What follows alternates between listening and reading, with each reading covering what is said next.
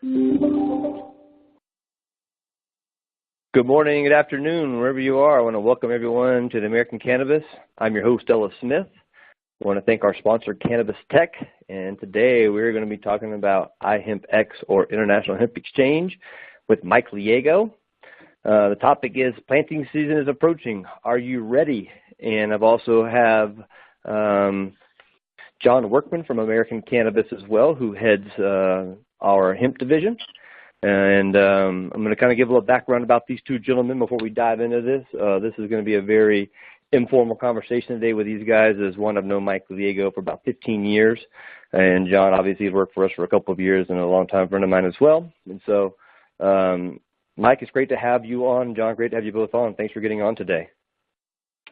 Thanks for having us. Absolutely. Thank you. So, quick little background.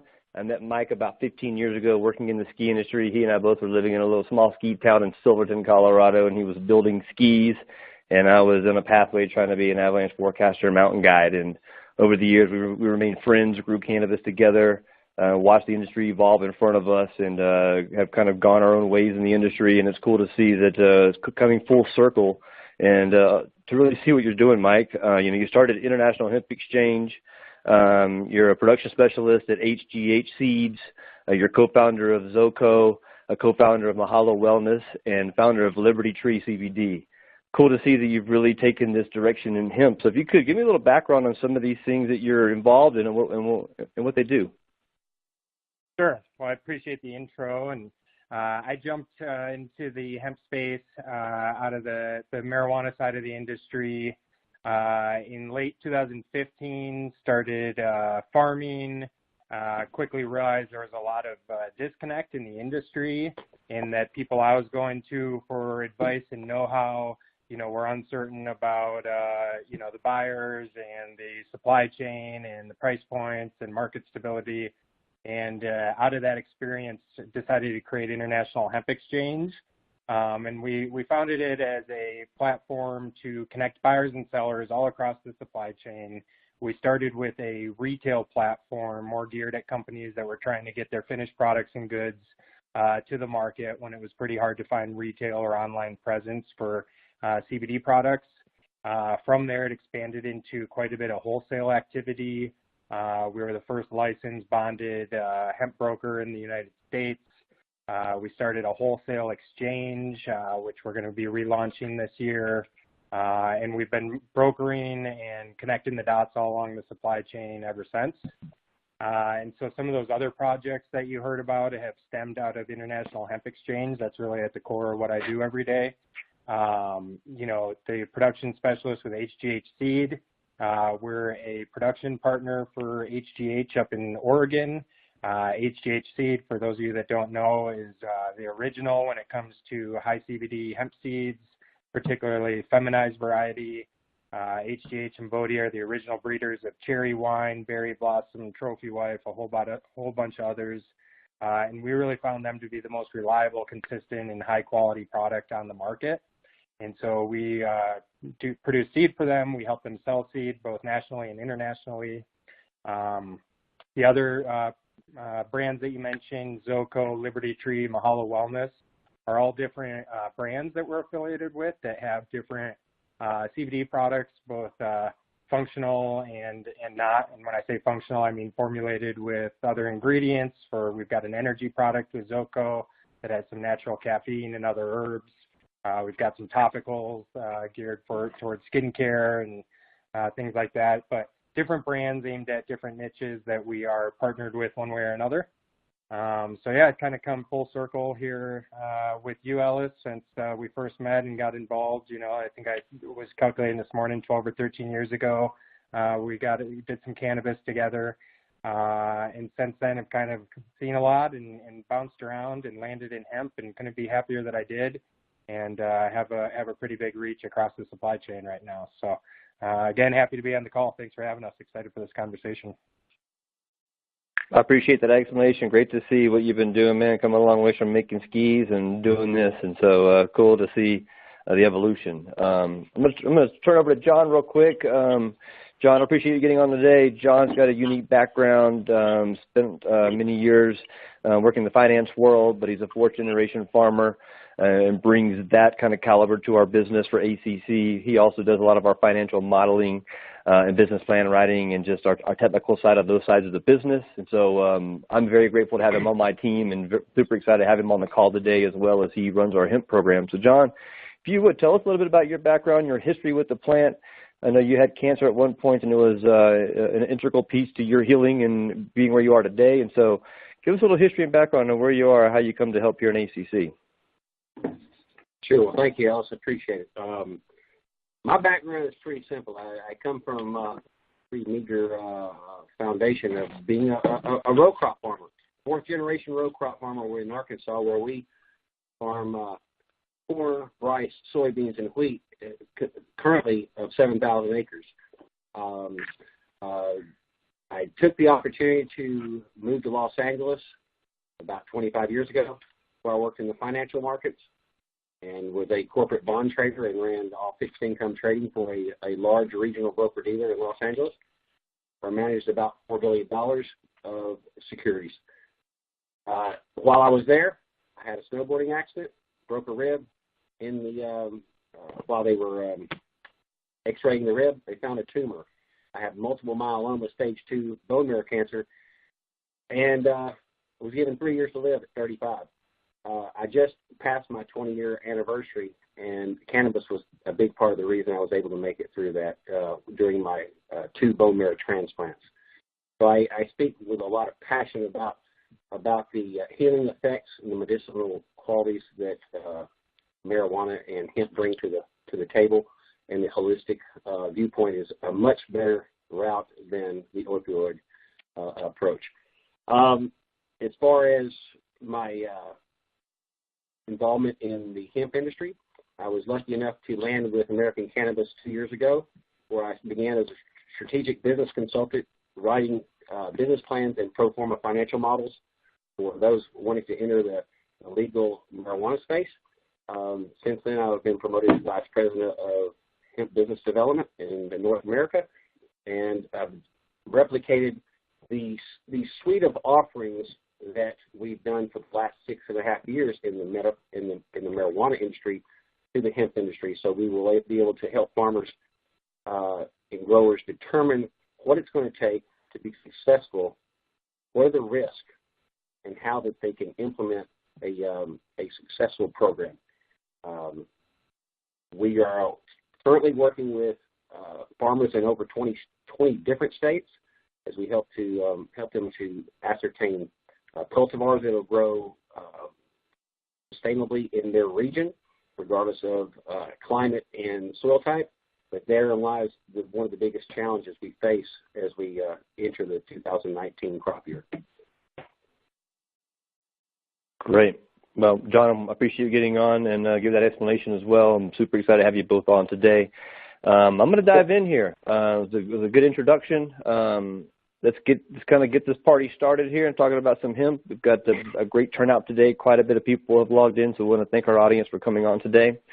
To kind of start this off, I want to really dive into the history of hemp. Let's kind of start from where this all begins. And so, John, I want you to kind of talk a little about the history of hemp and what happened in the 30s and the 40s and where we are today with this plant.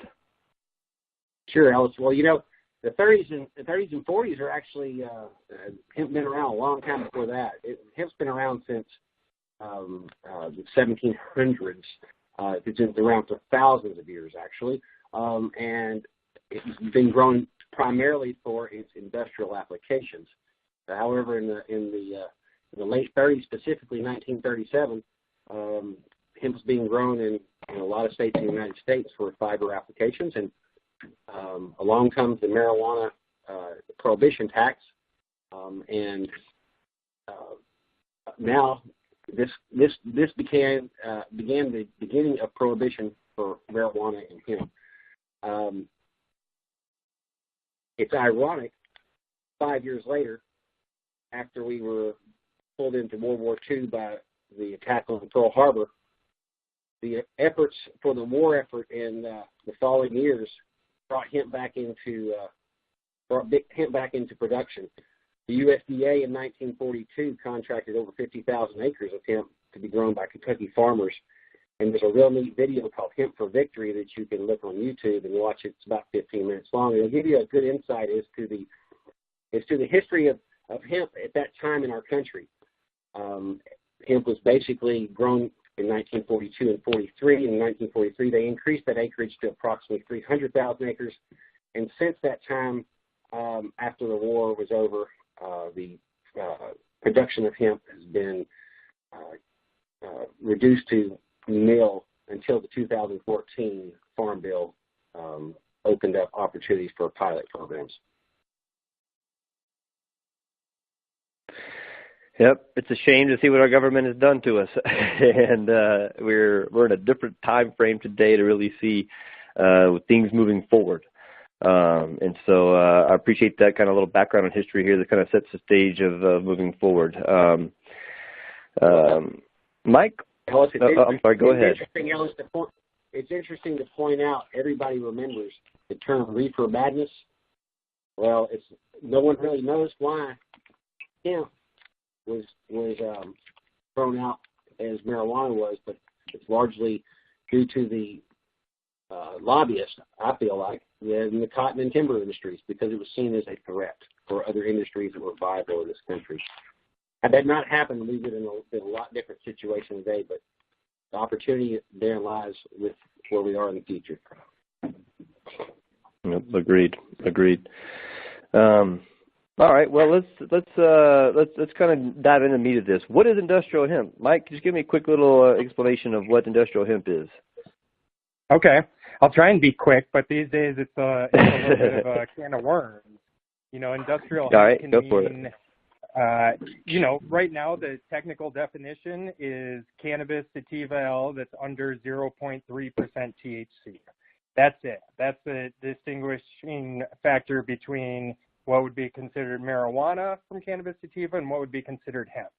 Now, when we talk about today versus, the 40s and earlier than that, industrial hemp at that time was typically food, fiber, oil. It was a fibrous plant. It grew tall and skinny, mostly stalk with a little bit of leaf, seed, and flower on the top of it. These days, industrial hemp means both that, but what's really driving the industry is on the CBD side, and high CBD hemp varieties are pretty much indistinguishable from what's known as marijuana. And it's going to be grown like marijuana. They're going to typically be female plants. You're growing for oil and flower production. You're going to harvest it a little bit differently, and the end product's going to be a little bit different. But when you look at the definition by the government, it's cannabis that's under 0.3% THC. Now, these days we just have our portfolio is a heck of a lot larger than it was in the 30s and 40s of strains of cannabis that fall under that 0.3 definition. Okay. Cool. Thank you for that explanation. So, with that being said, we had the 2014 Farm Bill really come out and kind of allow pilot programs to start to happen. How's the history of that really improved year after year, and where are we currently compared to where we were in 2014 as far as acreage coming online to where we are today? We're leaps and bounds ahead of where we were in 2014, both in terms of acreage, in terms of the genetics that we're growing, in terms of efficiencies and procedures that are in place for farmers to get plants in and out of the field more efficiently. We've got, exponentially more capacity when it comes to drying, processing, manufacturing, but we're still just at the tip of the iceberg. So I think we've got some stats here. 2017, there were about 25,000 acres registered across the country. In 2018, that grew to almost 80,000 acres. The last stat that I heard for this year is that over 300,000 acres have already been registered, and that was over a month ago. So I really see that we're growing over 500,000, or at least registering over 500,000 acres this year for production. So that's just a phenomenal feat in such a short amount of time. but it's still just starting to be a blip on the radar when you look at, overall acreage that's being farmed across the country, across different crops. That's pretty wild to see, literally just from 2017 to where we are today. I mean, 25,000 acres to now over 300,000, and you say up to 500,000 this year. That is just absurd to really see how this is growing leaps and bounds. Of those numbers, how much of that is for CBD production, and how much do you think that is for fiber and food and these kind of things? That's one of my big questions I've always asked. How much is it, divided? How divided is it? Well, I think there's an old saying, follow the money. And right now the money is the majority is on the CBD side. And so that's kind of where the acreage is going to follow. But you can do a lot of grain and fiber acreage more efficiently than you can do CBD. So there is, there's going to be probably, I'd say 20 to 30% of that probably grain and fiber. We're also at a point where there's not a ton of seed that farmers have been used to growing on the grain and fiber side. So a lot of those guys are easing into it. And then also there's not as much attention and focus on post-processing for that material. So there's limited use when you look at the overall abundance of options that hemp can offer. We don't have the capability to utilize a lot of that yet, so that's preventing some farmers from jumping in. But yeah, we're seeing the majority of the acreage that's being registered is for CBD production. I also think it's important to note that even though 500,000 acres might get registered this season, that doesn't mean that 500,000 acres gets harvested. And that's a really important factor. I mean, this year of the 78,000 that were registered, I would be surprised if more than 40 or 50,000 made it to the finish line. I know a lot of acreage that never got planted, a lot of acreage that, didn't make it to the finish line, a lot of acreage that, had one problem or another, rotted in the field, weather. So just because acreage gets registered doesn't mean that it's all getting grown. Just wanted to clarify that fact.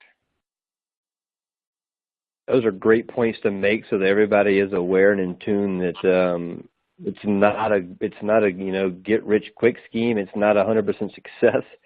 Some of these guys are probably skilled growers, skilled farmers, and they may have had their own obstacles on why they didn't make their money or get to market with their product. So I'm glad you kind of pointed that out. Kind of seeing that the 2018 bill was just signed and is really kind of driving force now moving forward. We're seeing states like my home state of Alabama getting into the game and getting a program started. That's super exciting to see. They're going to be releasing the awarded applicants this week, and we're super excited to see who all is going to be qualified and going to be growing down there. And I think we're going to see a lot of other conservative states as well as other just open-minded states in general coming on board and following the suit. So I think 500,000 acres this year, at the pace we're moving at with this farm bill really getting in place and the federal government state really putting guidelines in place, I think you're going to see this, explode rapidly pretty quickly in all facets. So any comments on that, John or Mike? I think the 2018 Farm Bill, I think this year is going to be, the USDA has actually already come out and said that they won't have regulations till 2020 crop year. So that being said, this 19 crop year is going to be driven off the current state regulations with states. And so you basically have two different types of states. You have states that took advantage of the 14 Farm Bill when the pilot programs were allowed to be started up. And then those are the states that have the big head start. Those are the Colorados, Oregons, Kentuckys of the world. And then you have the states like Arkansas and Alabama, which were getting ready to launch programs, but weren't quite, haven't put a seed in the ground. And so those states will still be operating under, most of them under a pilot program, so it'll be limited acreage, while the other states that were in the 14 Farm Bill that took advantage of that have large acreage plans for this year, and particularly in states like Kentucky. It's interesting to note, though, how fast some of these states can ramp up. In 17, for instance, Montana had a really small acreage of a little around 500 acres. The very next year, last year, they were the leader with 22,000 registered acres. And just to support what Mike said, the number of acres that actually made it to harvest were most likely less than that. Right. Yep. And it's always interesting when you get to peek behind the curtain a little bit. And we've been in the fortunate position to do so over the years in hemp. And, the Montana story is an interesting one because a lot of farmers, somewhat got duped up there into growing what they thought were high CBD genetics that were going to have a pretty good payday. They all signed some pretty similar contracts with pretty much the same group. And it turned out that they were growing a fiber variety or a grain variety, out of Canada from HGI. Ooh. The investor contract guy was coming up short. Most of them didn't get through the season with what they were promised. I do believe, most of them were made, partially or close to full after the season, but that was a spike in acreage that, really didn't affect the CBD market whatsoever. And I don't know how much of an effect it had over on the grain side either. And I know that it left a sour taste with a bunch of those farmers. But we also learned a lot about the Montana growing season, and I think there's going to be some great opportunities there.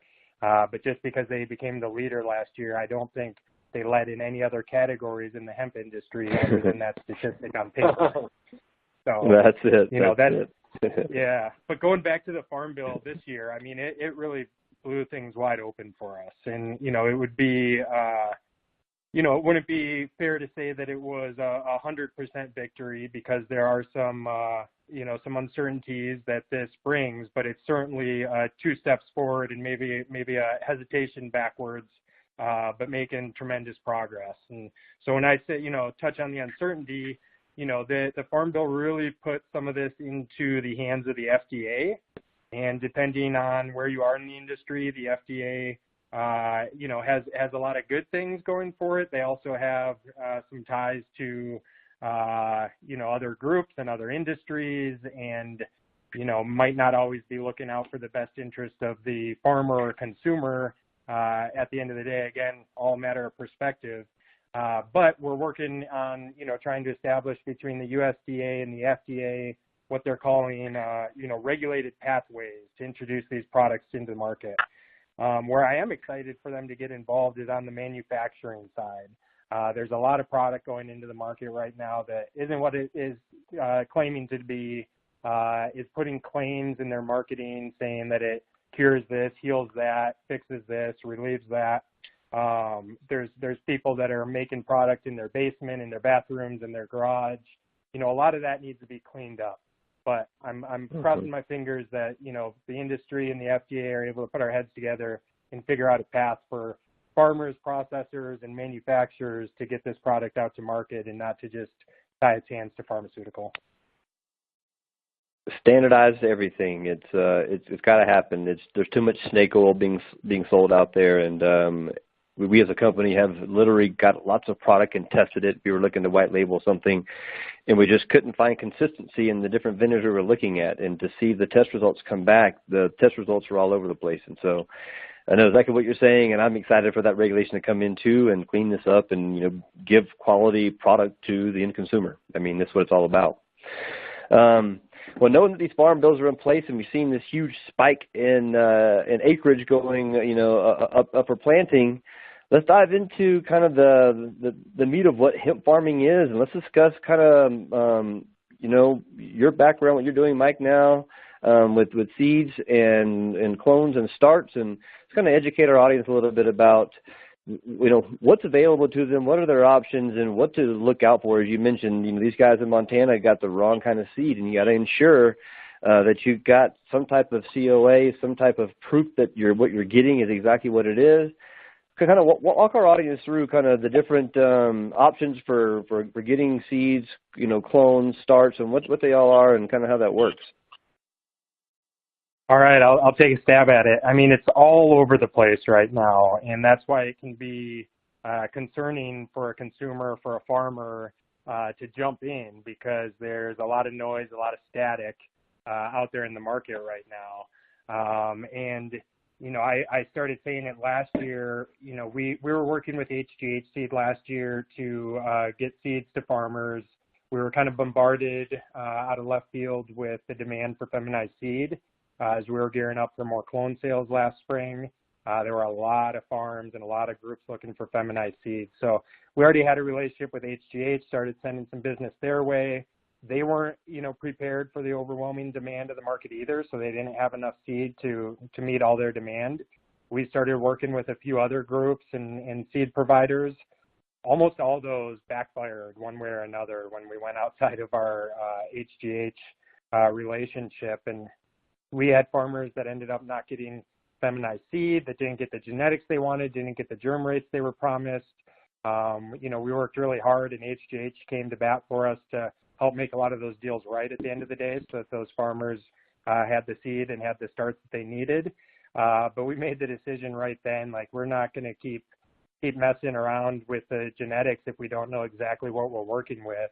And, doing our due diligence and being where we are in the industry, we knew that HGH was one of only a couple companies out there in the marketplace, one of a handful that had trusted, reliable seed that had been proven from coast to coast. Basically in every state that was growing hemp, HGH had seeds planted and had compliant quality results at the end of the season that farmers could count on. So we became a partner with them and are doing quite a bit of production with them up in Oregon, helping them keep up with the demand all over the country and all over the world.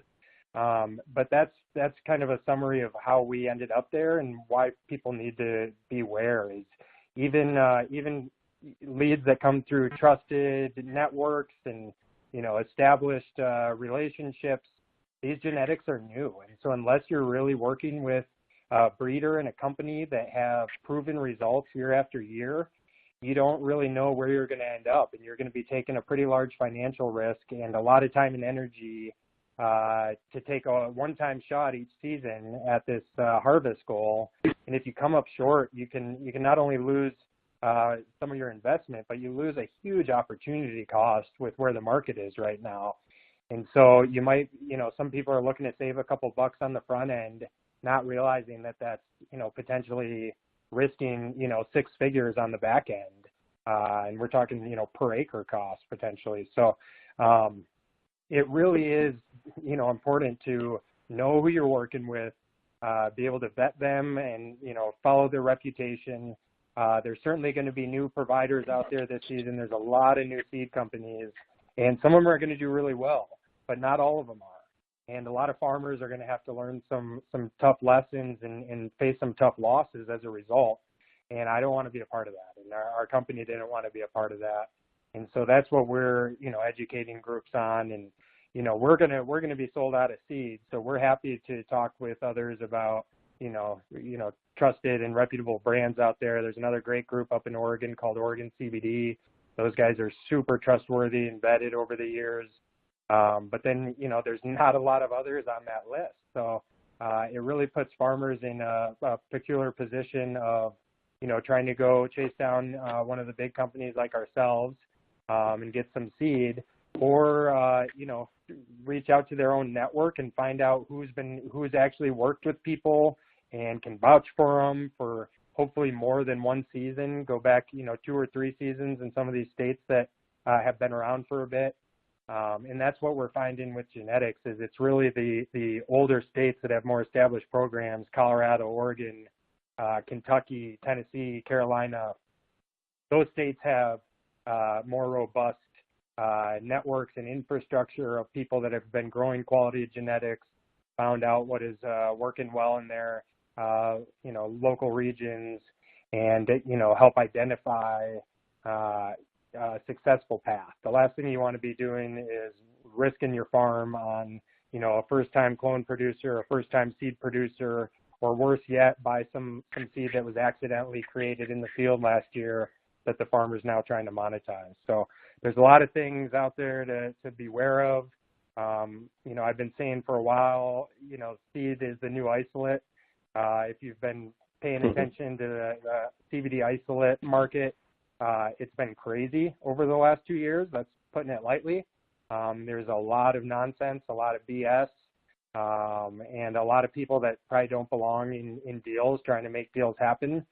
And seed is going to go that same direction this year. And there's going to be a lot of brokers, a lot of middlemen, a lot of people that are in this to make a short-term gain and bounce out and not be there in the long haul and be responsible and trustworthy to the farmer. So, yeah, that's a long-winded way of saying, be careful when you're buying genetics. 100%. I think, John, you were telling me about a story in Oregon where there's a $22 million lawsuit. That's pretty crazy. If you want to touch on that real quick. Yeah, it's some fellas that they purchased about $86,000 worth of seed. It was some varieties called Special Sauce and some SGMO strains that they had, and they were supposed to be feminized. They lost a lot of money because the seeds were basically packed with pollen, and needless to say, they weren't feminized. He resulted with some low-performing flour. It was worth $12 a pound instead of his expected $60 a pound. He also lost over $5 million when his inferior plants cross-pollinated and damaged nearby marijuana crops. So it's definitely a risk that you have to be aware of. And what Mike said, it's basically 2 words: buyer beware. Make sure who you're dealing with is reputable and prove what they've said and has referrals. Ask for referrals. Ask for testimonials from referrals. This is very important that you do your homework. 100%. And so as this is scaling up, we've seen clones being sold for $2 and $3 and $5 and $6, and everybody's selling clones. And, some people are obviously selling seeds. That's a big market as well. In the future, this is going to change. Right now, because it is kind of a boutique cottage industry, as we're kind of evolving, and clones can be put in the ground. But as it scales, it's all going to go to seed at one point. And even right now, we're seeing the cost of seeds from $1 to $2 a seed. When you're doing, 2,000 to 2,500 seeds per acre, that adds up pretty quick. And so over time, we hope to see these prices go down, get more affordable for farmers to get in. How do you guys see this clone business and the start business in the next 5 years? Do you think it'll all go to seed? What do you think the ratio will be with that? I can hop in there. I think, like I said, last year we were gearing up for clone sales like we had in previous years, and we're just bombarded with seed inquiries. These days, awesome. It's 9 out of 10 inquiries are for seeds or seed starts versus clones. Some new farmers are asking for clones, and as soon as they get up to speed on seed availability and seed starts, most of them, sway their opinion that way. For me, it's one thing to do clones for indoor cultivation, marijuana side, breeding, small scale. But when we're talking hundreds, thousands of acres, it's really hard to create a cloning operation that can produce those, produce healthy, stock, keep pest and disease out of there. And then when you factor in from a farmer's perspective, trying to purchase and take possession of them, you need to know where you are on that person's priority list. I mean, most of these clone facilities I know of are either trying to sell all the way up to their capacity or actually exceeding their capacity and crossing their fingers that they can produce more. If anything goes wrong along their way, their mother stock isn't growing fast enough, they don't have enough sunlight, it's cloudy for a week, they get some sort of or disease, pathogen or bug in there, all these things are going to determine how healthy your plants are and when you get them, or if you get them at all. And you might not find out until June that, hey, it's not looking good for our cloning operation, and we're going to be coming up short. And then you're left scrambling at the last minute, or you're sitting there on June 15th when they're supposed to be delivered, and you find out that they're running a couple weeks behind schedule. And then if they do get disease, you show up with a bunch of plants that have disease that you may or may not know about, and are dealing with that in the field. The final point that kind of helps us distinguish between seeds and starts, seeds have that powerful taproot, and doesn't make a difference in every region, but in most regions, having that stronger, more vigorous plant that's going to go dig for water and nutrients results in a hardier, faster growing, healthier plant. I know that's not always the case, but we have found that to be true, often. Okay. Well, as we look, there's breeders all over, and there's cultivars being grown in so many different geographic regions, and not all seed is created equal, meaning they all can't grow in the same environment. And so, this year in Arkansas and Alabama, some of these southern regions, high humidity, pathogens and molds are just rampant down there. I mean, it's hard to get away from. Lots of rain. So it's really important to really find cultivars that are going to work well in these areas. And it's going to be a kind of a trial and error for some of these farmers. They're going to have some success. I don't think they're going to have 100% success, because the projects we're working on, we will be, doing a lot of trials on a lot of different varieties to see what's going to work in these hot, humid areas. The pests are out of control in a lot of these areas. And so it's going to be very important to, work with breeders very closely, see what variety is going to work in these regions, because out of a lot of these seed portfolios these breeders have, not all of them, will work. And so make sure you ask the right questions, you work with them to tell them what you're trying to achieve. And if you are doing a pilot program for the first time in a new geographic region, do your homework. Try many different varieties to see what's going to work for you. Because it's not, you've got that work, you're going to not find the right variety that works for you. You're going to have an uphill battle the next year. So, okay, so how do, as we look at kind of, the industry, these farmers are growing, they've got this stuff in the field. I want to kind of jump down to kind of the technology aspect of this industry. And John, this kind of leads into kind of some of your background and specialty. And one of the things you've really taken on is, this is not just now planting, a few plants outside and watching them grow. This is now looking at acreage, large scale, and it can't all be done by hand. And so even with putting seed in the ground, what are some of the ways that you've seen these seed get into the ground? And I'd love to hear Mike and John's both perspective on this. And kind of we're going to work our way through this process of getting seed into the ground, prepping the soil, understanding how the best way is to plant it with the spacing, all the way through the maintenance of it through the season, and then obviously how do we get it out of the field and do with it after that. So let's kind of start with the first part of, prepping the soil, understanding that perspective, and how do you get the damn seed in the ground, and what technology are we using? Sure. I think the first thing you need to do is, with any crop being grown, is test your soil. Know what you're dealing with. There can be some heavy metals in the ground that can be pulled in as hemp as a bioaccumulator and retained within the plant. But from a standpoint of once you know your soil is good from a cleanliness perspective, a lot of the traditional farming, row crop farming equipment will work for pre-plant tillage. Things like subsoilers, moldboard plows, disc, to basically work the tillage, work the ground up so that it provides a good seed bed. After that, it really depends on what you're growing the crop for. What segment? Is it food, fiber? Is it oil? If it's for oil, you're most likely going to use a raised vegetable super bedder and lay down plastic mulch is one of the ways it's currently been grown. However, that's quite a large task when you're talking about doing large acreage, laying down plastic. It's not exactly a rapid process, although it's in comparison to what traditional farmers are used to in planting on a broadcast basis, like you would for fiber and grain. In that case, you might use a narrow row drill, a 5-inch drill, or you might even broadcast from the back of a buggy, fertilizer buggy, and then disc the seeds in.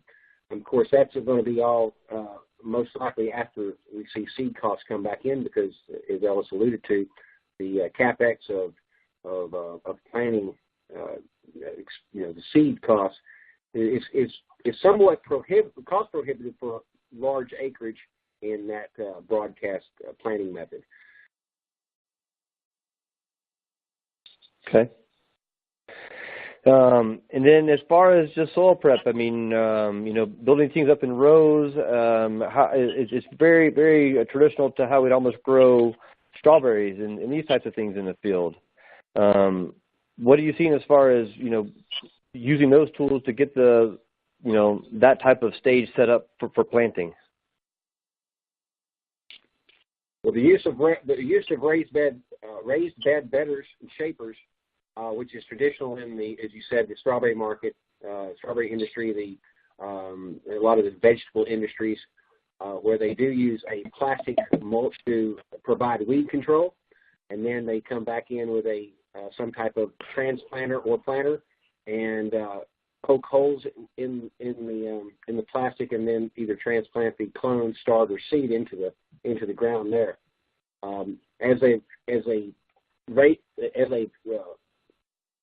pulled the beds, so it's important to know that in that application they're going to lay down drip line underneath the plastic so that they can provide irrigation and nutrients through that drip line during the growth season.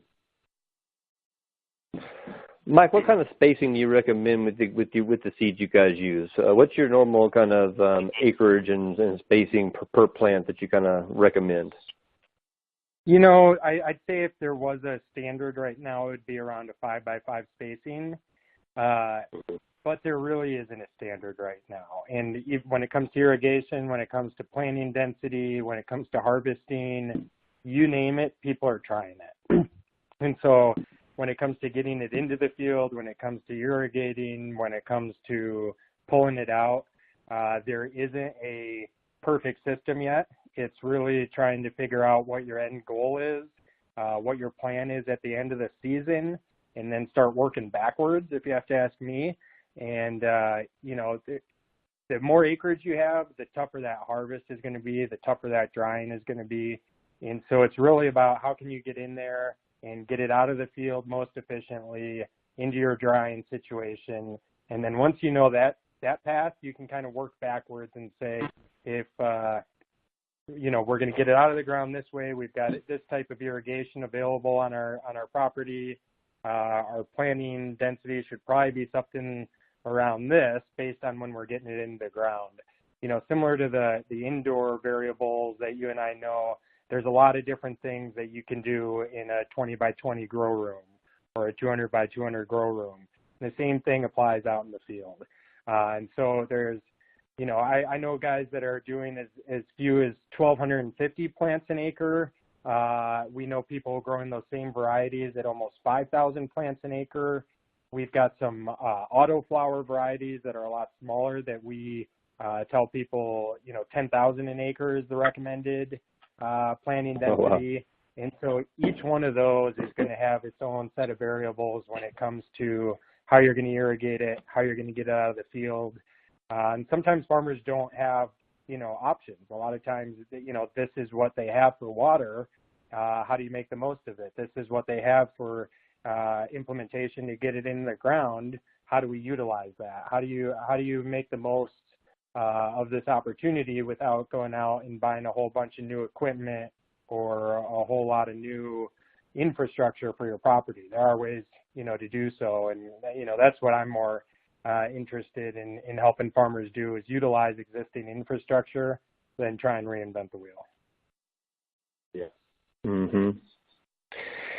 And then so weed control. I mean, I know this is kind of one of the biggest parts here. We hate to use pesticides and spray things in the field. I know we've looked at different types of mulching, biodegradable mulching, shading from the plant to help do this, even cover crops. What works? What has been proven? I know it's a pain in the butt to pull plastic up every year out of the field. That's no fun. That's an extra cost to add in. I like the biodegradable ones.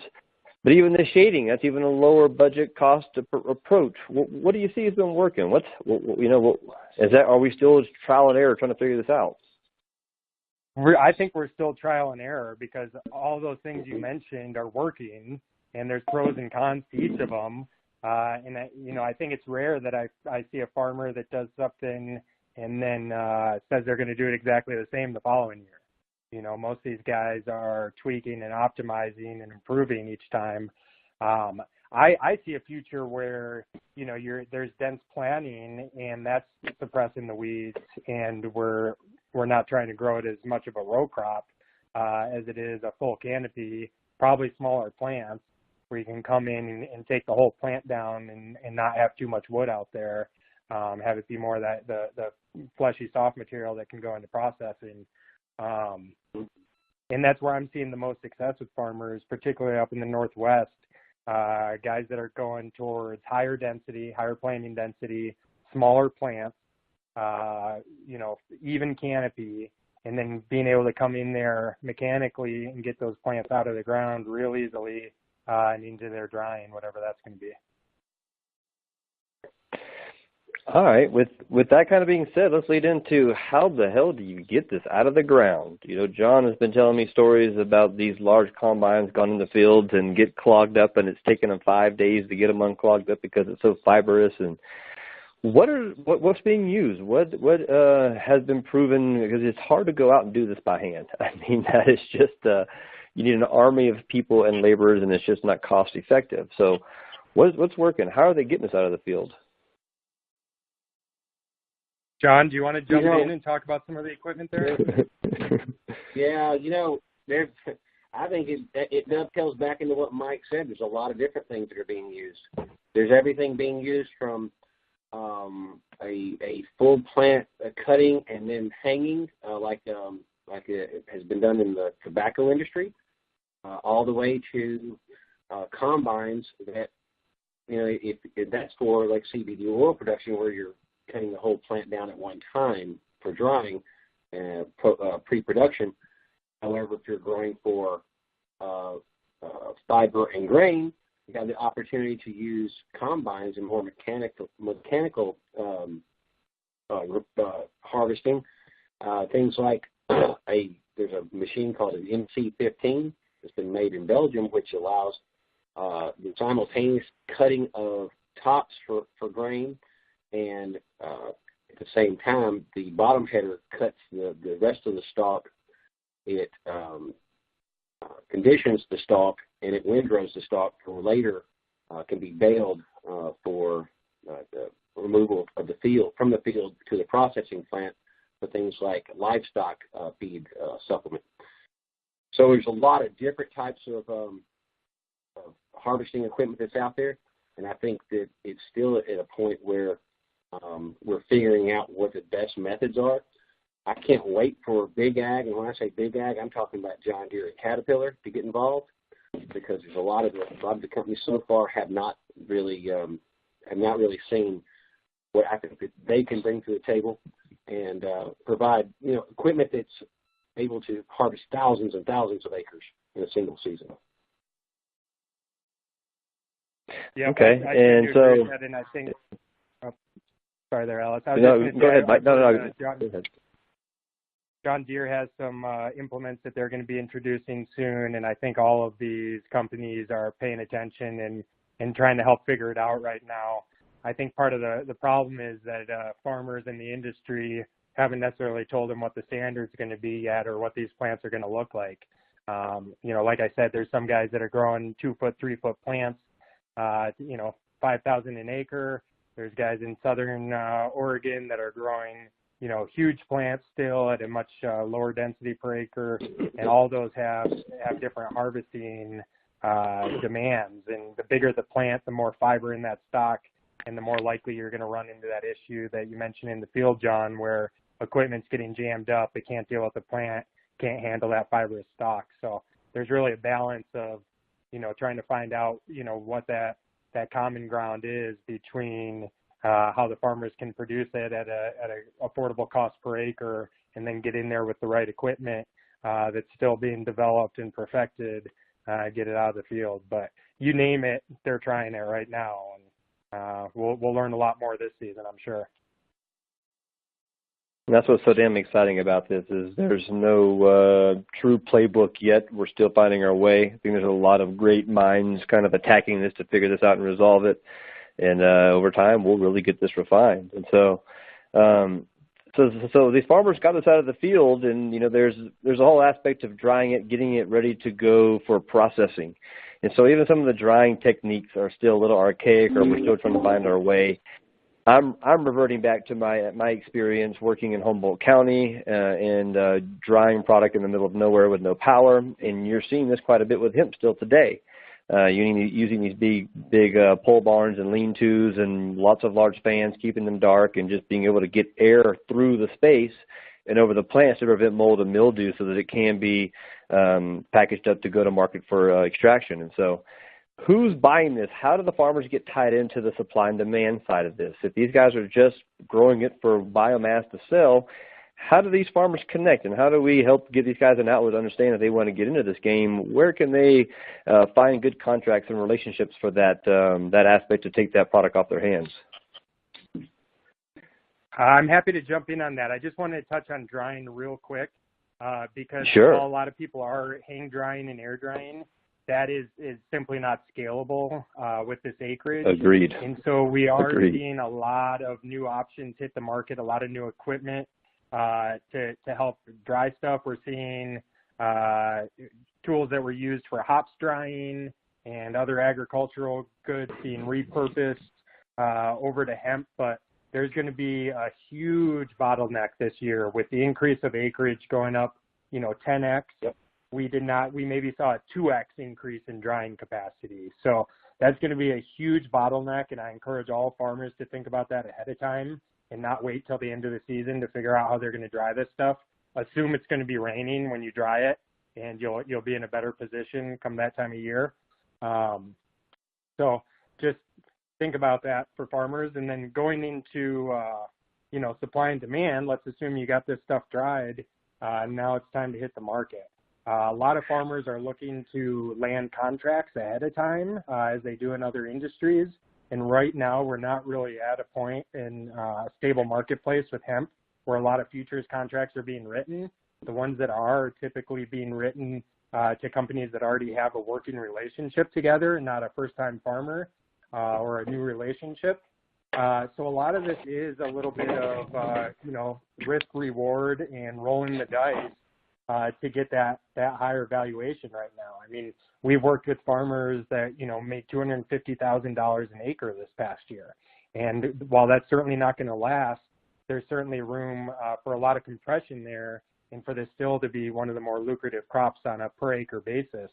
But the more certainty you want in that sale, the more upside I think you have to give up. So farmers that are interested in locking in a buyer today are most likely going to have to play to their needs, and they're probably not going to be offering you a very high amount, and you're going to give up a lot of that upside if you stuck around and played the market, held out for when the market might dip back up. There are some groups that are willing to make arrangements ahead of time. There are processors that might be willing to do splits, but finding that path to market is that $1 million question, quite literally. And so there isn't, a go-to, an easy solution, a guarantee that I know of. I mean, our business has been built on being in that brokering position, connecting the dots along the industry, finding out where the supply needs are, where the demand needs are, and matching them up. But as this thing scales and, let's say we do get 500,000 acres to the finish line, that's a lot of hemp that's going to hit the market all around the same time. It's going to be quite the circus out there. And if you're looking to recoup your money right when you bring your crop down and tap into the open market, you're probably not going to get top dollar. If I had to listen to my gut, I don't think that we're going to grow enough hemp next year to meet the global demand for American product. And so I do think that if farmers hold on to their crop and wait it out a little bit and get past that huge influx after harvest, that there will be a strong market. But who knows? We've still got those variables. We've still got the FDA, lingering out there that could potentially change the supply chain dynamics. You've got other global markets. I mean, unlike marijuana, this is a global market now. So we have to take into account Canada, South America, Mexico, Europe, Australia, Asia. China's coming on. China's always led, not always, but has been leading hemp acreage for a while now. well, they're ramping up CBD and minor cannabinoid production too. So the world's going to feel that. And right now we don't know how that's going to affect the U.S. market. If USDA and FDA are going to have our backs and protect the farmers and protect the supply chain, if they're going to allow a big influx of, global CBD to penetrate our market, who knows? But I do believe, firmly in the American market and the American farmer. I know that we've got, the best genetics. We've got processing facilities and infrastructure that's scaling up really fast and really efficiently. So we're going to be in a really good position, but it's not going to last forever, and farmers need to be aware of that this might be a short-term window of a few seasons while the getting's real good. And, they have to make that decision of where they want to align. Do they want to play the market, go for the most upside? Do they want to take a reasonable contract and shoot for more of a long-term relationship, or some combination or space in between there? But unfortunately, no guarantees right now in the market, but you can go ask, farmers that have been growing hemp last year for a few years, how they've been doing. And, if they're willing to tell you, they're probably going to share some interesting stories and some significant gains with you.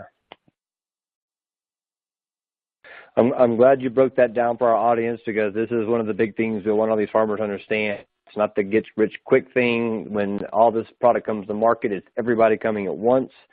Having those relationships for distribution is going to be key. And so it's still, there's no 100% guarantee here. And so I'm glad you really explained that.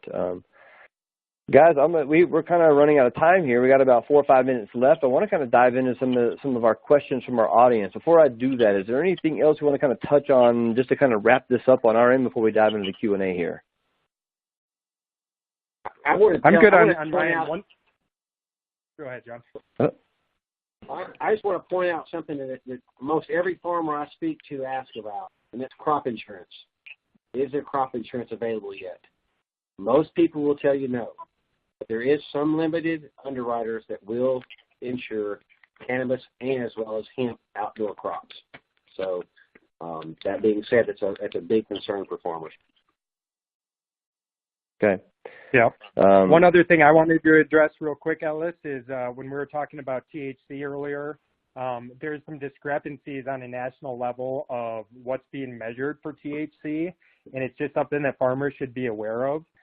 When you're talking about THC, you got various forms, but the prominent two are the Delta-9 THC, which is the THC that gets you high, gets you intoxicated, and then there's THCA, the acid form in the plant, and that's typically what's found in much higher levels when it's on the plant and hasn't been heated or decarboxylated. Some states are saying that it's the total THC, so it's those two combined with a little bit of calculation for loss. Some states are saying it's only Delta-9 THC.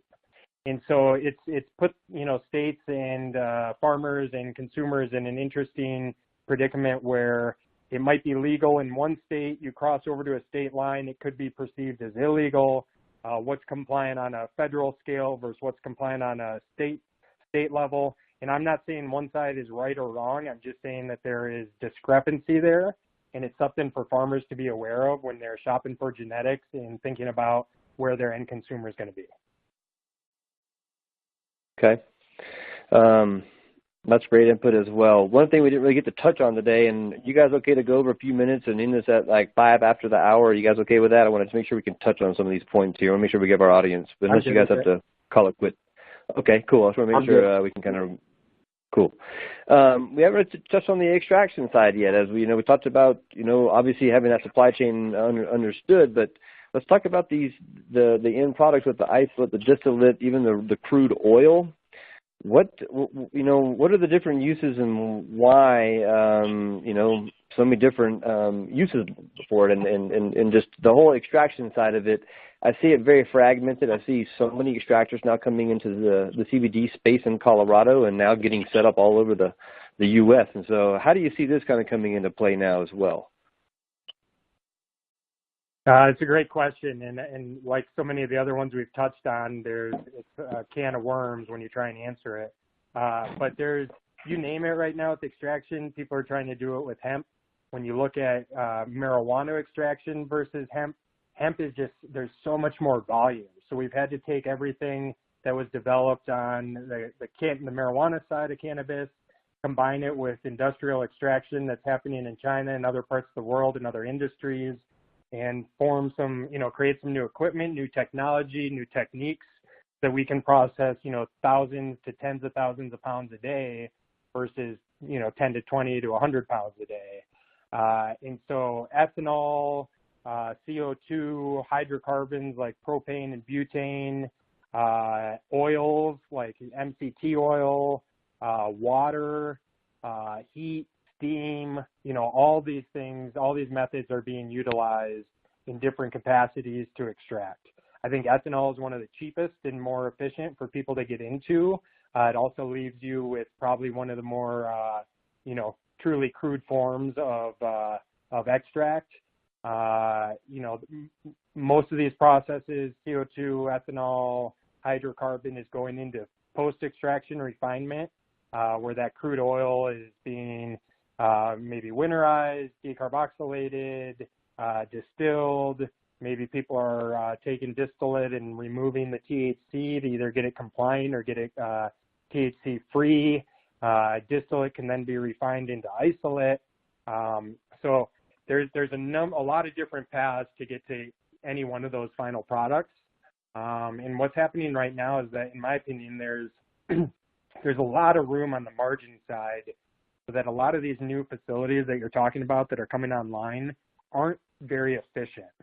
They might be able to make a lot of money right now, but as this whole market compresses and efficiencies become critical, I think we're going to see a lot of those extractors fall out and not be able to keep up. That's going to give a lot of room for really efficient processing techniques. Material handling is a big piece of this. I tell farmers and processors, you're not really in the hemp industry as much as you're in the material handling industry. When it comes to getting the product out of the field, getting it dried, getting it stored, getting it into extraction, getting it out of extraction, it's a lot of material to move around. And so that's where a lot of costs are incurred along the way. And so the people that start to attack that whole picture from out of the field to ingredient form, and when I say ingredient form, it's that crude oil, that distillate, that winterized, that isolate. How do you get that whole thing handled with as few people as possible, as little equipment, as little manpower, so that you can truly have a consistent facility that's taking material inside and spitting it out the other, trucks dropping off biomass, trucks taking, pelleted or, post-processed material out of the facility. That's going to be the critical component. That's what I'm really excited to see unfold, are some of these, true processing facilities that aren't just somebody taking, a bag of hemp, dumping it into a machine, and then coming back 4 hours later, emptying that machine and reloading it, and doing that every day, day in, day out. I think there's going to be people that lead the way where, a truck really, drops it off on one end, and, equipment brings it through the facility and takes it through every step of the process, spitting out oil on one side and post-processed hemp, hopefully in another usable form, pelletized for, burning in wood stoves or animal feed for cattle or livestock, horses, that sort of thing. But that's where I see the future of this thing. And so as those efficiencies become critical and people, this whole market compresses dramatically, I think that's where the winners are going to come out of extraction. Great answer. John, you want to add anything on that? I think he pretty much covered it soup to nuts. That's a great explanation. Perfect. All right, guys. Well, I'm going to wrap this up here by trying to plow through some of these questions. We've got a handful of them. I won't be able to get to all of them to our audience. I will say to our audience members, I did answer a few of the questions through this Q&A as well, so you can go back and listen or see them. But just kind of rock into this real quick. One gentleman's asking, where can he find a processor and cultivator in Massachusetts? I tell him to get online and look at your state's website for hemp applicants who've been awarded the license, and those will tell you directly who will be in the space. Is that right, guys? Yes, it's a little bit different depending on the state, but I think that's a good starting point. And then, Google's your friend right now, networking, go to your local events. Or if you don't have a local event, start a local event. You'll meet a lot of great people in your area as a result. Okay. Here's another question. Do you have any state or federal compliances or any resources we can recommend that would be good for these folks? Every state's going to be a little bit different, but talk to your Department of Ag. If it's not on their website, easy to find, most of them pick up the phone after a couple rings. Every Department of Ag I've ever worked with seems to have the best interest of the farmer at heart and is usually a plethora of information. Yeah, that's exactly right. Your local state plant board is going to be your friend. Okay, perfect. I know, John, you work with them quite a bit. So here's another question. Are there any other methods to harvest large plants besides cutting whole and hanging dry? I think John touched on a few of those, but is there any other options?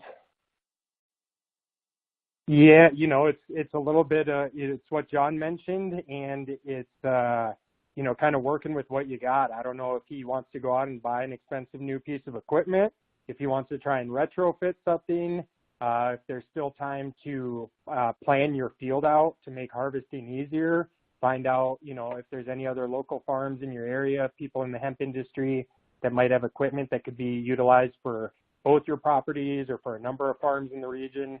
But I think that's critical right now, is not every farm is going to be able to afford all the equipment.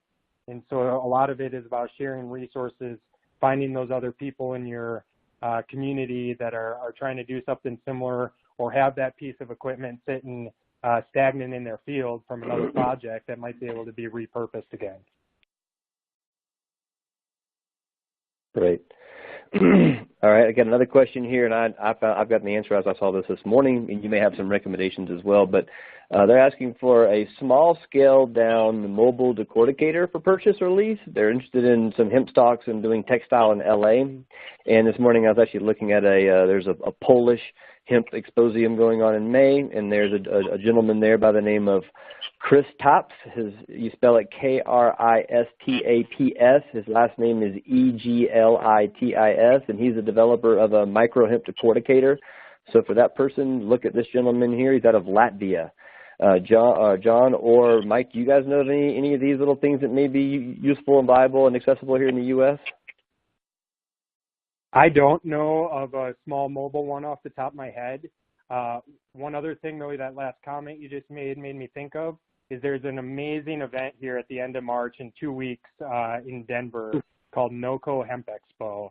As far as I know, it's the largest, most established hemp expo in the world, and it brings people from all over the world, all over the country. Most of the experts are going to be there. There's going to be a lot of new equipment to check out. There's going to be a lot of new techniques. There's going to be a lot of shared knowledge. If you're diving into hemp this year and have a bunch of questions, there's no better place to be March 29th and 30th than NOCO in Denver, Colorado. So there's a little plug for those guys. Okay, awesome. I've got one real quick. A gentleman out of New Jersey is asking how many plants per acre. We went through that earlier, about a 5x5 footprint, anywhere from about 1,800 to 2,500 plants you're seeing, and depending on cultivar. Mike mentioned you could see up to 10,000 if you're using these auto flowers. And so, any comments on planting per acre for this guy in Jersey? Big question there is not only your spacing, but when you're putting them in the ground. That plant's going to be a whole lot different if it goes in the ground June 7th than July 7th. So that spacing and yield play a much bigger role when you combine them with timing than just looking at, the genetics on their own or the spacing on their own. Perfect. There's a question here. It says, what types of challenges have you seen in the Northeast? Any types of genetic profiles or specific genetics that have success stories, specifically in the Mass area? I'd recommend reaching out to a lot of the seed breeders. You can call us here at ACC. We can kind of walk you through the different varieties we know that can work in that environment, as well as reach out to Mike Liego, as he can also give that information, I'm sure, too, that would probably work well in your environment. Absolutely.